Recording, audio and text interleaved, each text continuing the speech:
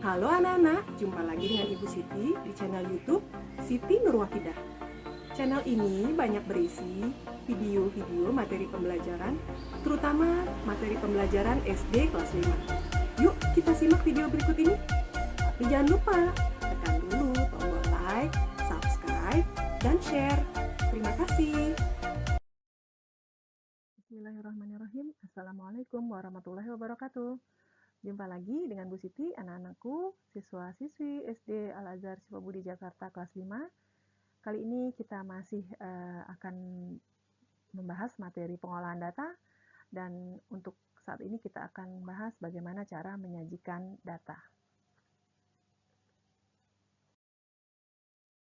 Tujuan pembelajaran pada kali ini adalah diharapkan setelah kita belajar hari ini kita bisa menjelaskan dan mengorganisasikan, juga menyajikan data yang berkaitan dengan diri kita atau diri peserta didik dalam bentuk daftar, tabel, dan diagram. Menyajikan data bisa dalam bentuk berbagai macam. Yang pertama dalam bentuk tabel, kemudian dalam bentuk diagram gambar, dalam bentuk diagram batang, kemudian dalam bentuk diagram garis, dan diagram lingkaran. Yang pertama, kita akan menyajikan data dalam bentuk tabel. Langkah-langkah dalam menyajikan data ke dalam bentuk tabel, yang pertama yaitu tentukan dulu data terendah dan data tertinggi. Ya. Kemudian siapkan tabel dengan kolom yang berisi data terendah hingga data tertinggi, ya, kolom turus dan kolom jumlah frekuensi. Lalu masukkan data ke dalam tabel dan catat turusnya. Coret data yang telah dicatat turusnya. Kemudian yang keempat atau terakhir, hitunglah jumlah setiap data dan isikan ke kolom jumlah. Ya. Contoh, hasil ulangan matematika kelas 5 adalah sebagai berikut. Yaitu nilainya ada 7, 8, 8, 9, 7, 8, 6, 9, 7, 10, dan seterusnya. Ya. Kita akan susun data ini ke dalam bentuk tabel. Maka langkah yang pertama adalah kita tentukan dulu, ya, nomor 1 ini, ya, data terendah dan data tertinggi. Kita lihat dari sini, ya, nilai-nilainya, ya. Data terendahnya adalah 6, ya, dan data tertingginya 10, ya. Kita tulis di sini data terendah 6, kemudian data tertinggi 10, ya. Lalu kita siapkan tabel, ya, dengan kolom yang berisi data terendah hingga data tertinggi, kolom turus, dan kolom jumlah frekuensi. Ya. Nah, ini tabelnya udah kita siapkan. Ada kolom nilai, ya, berisi nilai terendah hingga nilai tertinggi berurutan 6, 7, 8, 9, 10. Kemudian kolom turus dan kolom banyaknya siswa. Selanjutnya, kita akan masukkan, ya, data ke dalam tabel tersebut, ya. Ya, kita lihat nih data pertama 7. Nih, 7 kita coret, masukkan ke baris 7, ya. Kemudian berikutnya 8, kita masukkan ke barisnya 8. 8 lagi, masukkan lagi. 9, kita masukkan ke baris 9. 7, kita masukkan ke baris 7. 8, kita masukkan ke 8. 6, masukkan ke 6. 9, ke 9. 7, ke 7 lagi.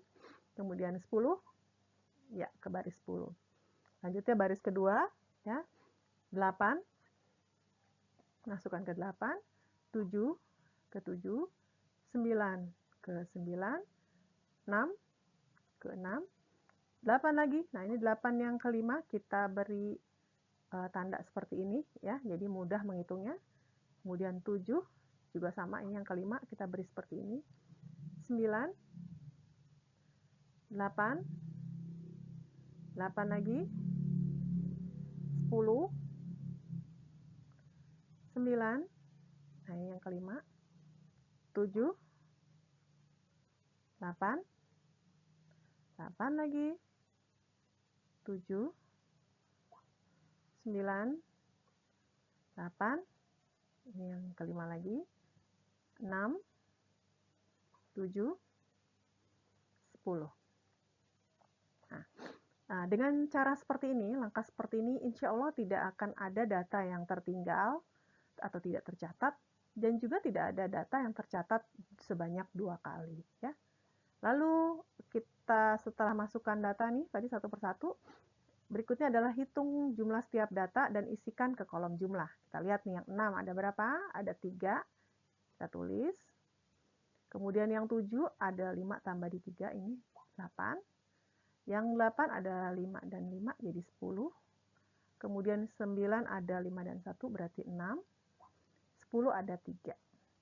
Kita jumlahkan setelah ini ya. 3 ditambah 8 11 ditambah 10 21 tambah 6 27 ditambah 3 30. Ya, sesuai ya, ini jumlah datanya di sini juga sebanyak 30. Berarti insya Allah sudah tercatat semua dengan benar. Demikian. Selanjutnya, ya, kita akan menyajikan data dalam bentuk diagram gambar. Nah, berikut ini langkah-langkah untuk membuat diagram gambar. Yang pertama, tentukan gambar yang akan kita buat. Nih, ya. Contoh, Ibu akan membuat misalnya gambarnya, misalnya emoji, ya.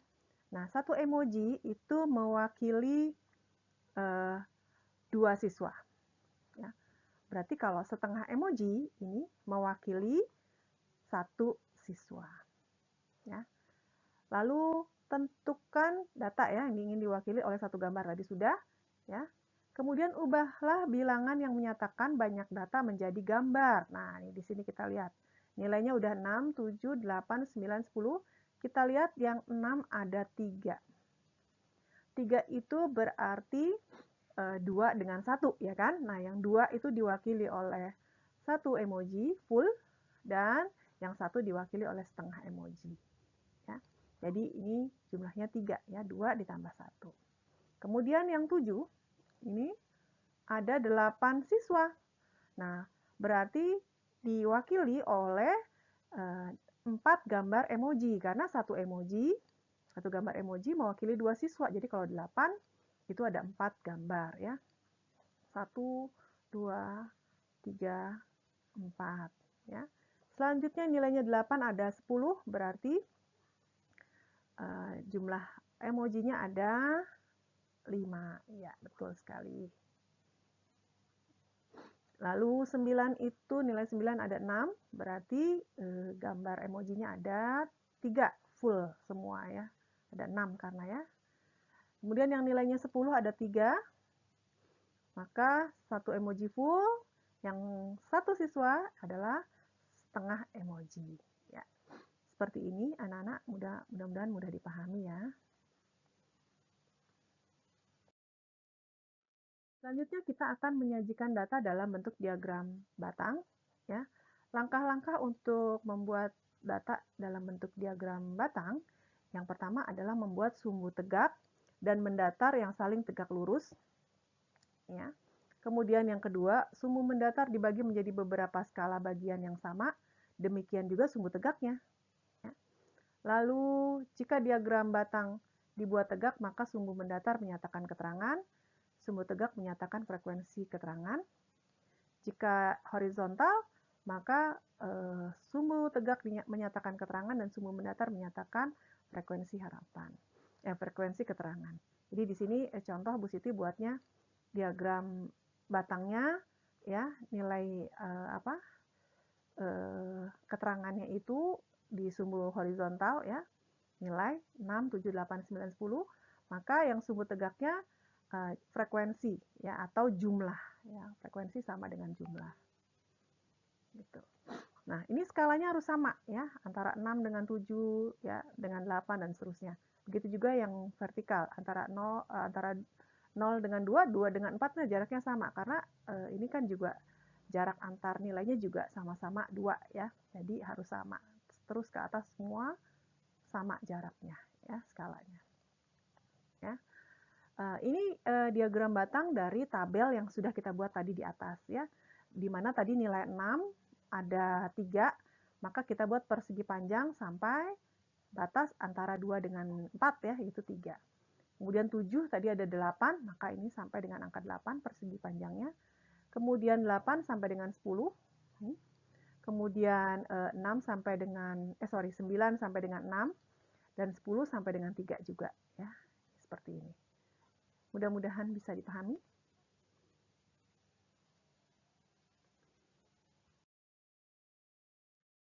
Selanjutnya kita akan menyajikan data dalam bentuk diagram garis. Ya. Sama dengan membuat diagram batang, untuk membuat diagram garis diperlukan dua sumbu, yaitu sumbu tegak dan sumbu mendatar. Ya. Berikut langkah-langkah dalam membuatnya, yaitu membuat sumbu tegak dan mendatar yang tegak lurus, kemudian gambar titik-titik koordinat yang menunjukkan data pengamatan pada waktu tertentu, dan menghubungkan titik-titik tadi secara berurutan pada ruas garis. Dengan ruas garis. Nah, contoh ya, kita akan membuat diagram garis dari tabel nilai ulangan matematika kelas 5 di atas tadi.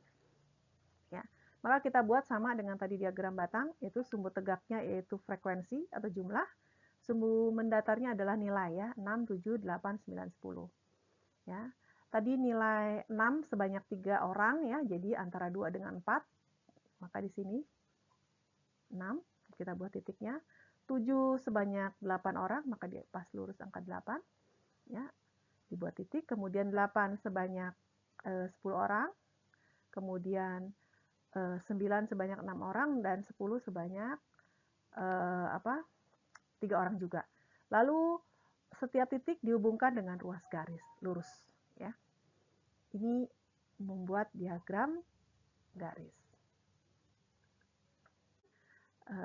Alhamdulillahirrabbilalamin. Semoga bermanfaat. Billahi taufiq walhidayah. Wassalamualaikum warahmatullahi wabarakatuh.